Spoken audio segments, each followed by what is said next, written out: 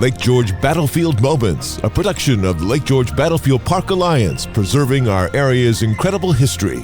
A weekly feature on Lake George Radio, 93.5 FM, and live streaming at lakegeorgeradio.com. Good morning, everyone. My name is Bruce Venter. I am a trustee on the board of the Lake George Battlefield Park Alliance, and we're here with the Warren County Planning Department. So you're going to talk a little bit about Bloody Pond today, and I understand that the county has some changes that they want to make. And why don't you tell us about the changes and why you want to do that? And then I'm going to weigh in with some questions maybe about the Bloody Pond. So we are in the very beginning stages of discussion of this, but as we approach the 250th anniversary of the Revolutionary War, there's been some discussion at the county level about helping to improve access to historic sites that were important during the French and Indian and Revolutionary Wars. One of these is the Bloody Pond site, which is on Route 9, was an important battle location during the French and Indian War. It's actually owned by the county, and there is a brass plaque in front of the pond on Route 9, but it's not easy for people to access it. It's also visible from the bikeway, but it's fairly overgrown and there's not any actual access to the pond. There's a chain link fence along the whole length of the bikeway in that location. So we've had some beginning discussions about what the county can do to provide a little bit better access to the pond and potentially put some interpretive signage, maybe make a nice little pull-off and picnic area in that location, and just take the opportunity to celebrate the site that the county owns and that is of historic significance to our area.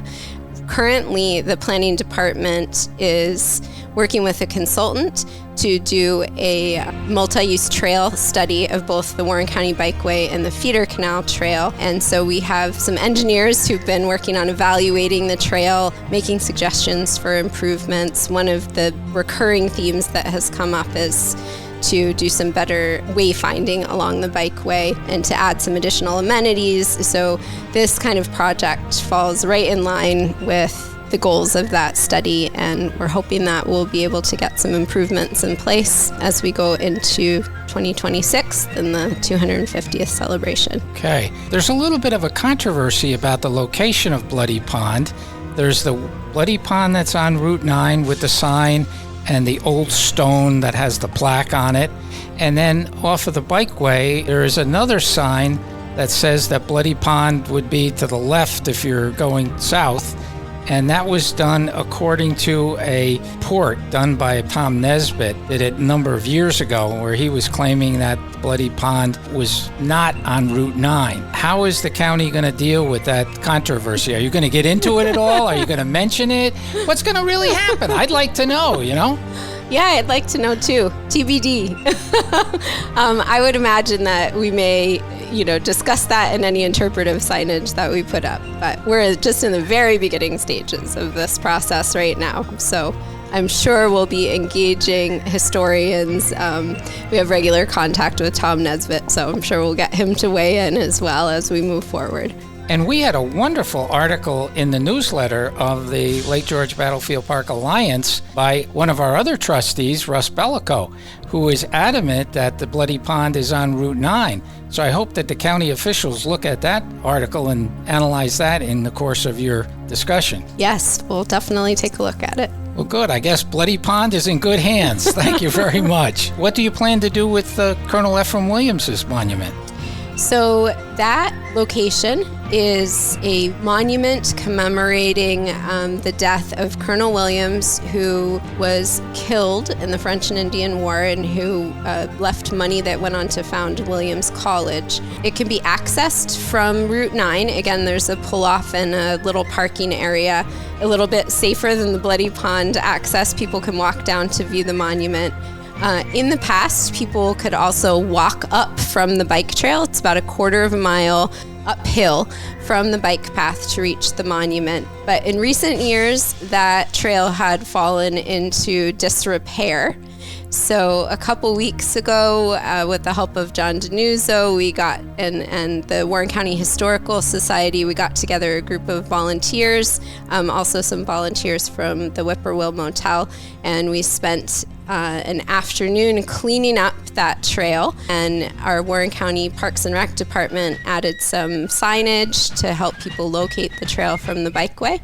So now it is again accessible to people who are traveling the Warren County Bikeway. If they want to take a short little quarter-mile detour uphill, they can view that monument. Well, that's a great idea. I also bring groups down there when I do tours related to the Battle of Lake George. And that first level as you go down is a wonderful place to emphasize what the military road would have looked like, although the military road was basically down by the bike path. So this is all wonderful music to my ears. I love this. The Bloody Morning Scout is a very interesting location because it was the first phase of the Battle of Lake George on September 8, 1755. The French were down around Fort Edward, and they decided not to attack Fort Edward. They're coming back up towards Lake George, and the French commander Dieskau decides to attack Johnson at Lake George. And Johnson knows he's coming, so he sends out a reconnaissance force of about 1,000 men, and they are ambushed right down off of Route 9 where that marker is, and a little bit south of that.